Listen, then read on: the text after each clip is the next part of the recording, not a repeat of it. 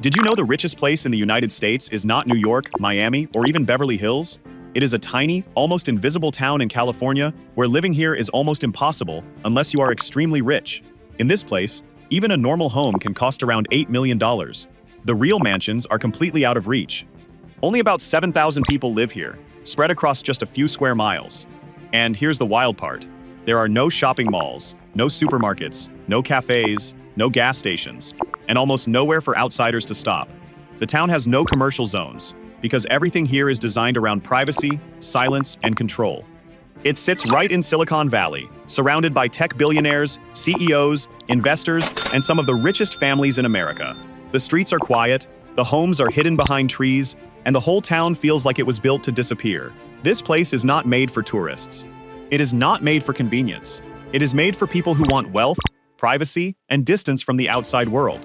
This town is called Atherton, California,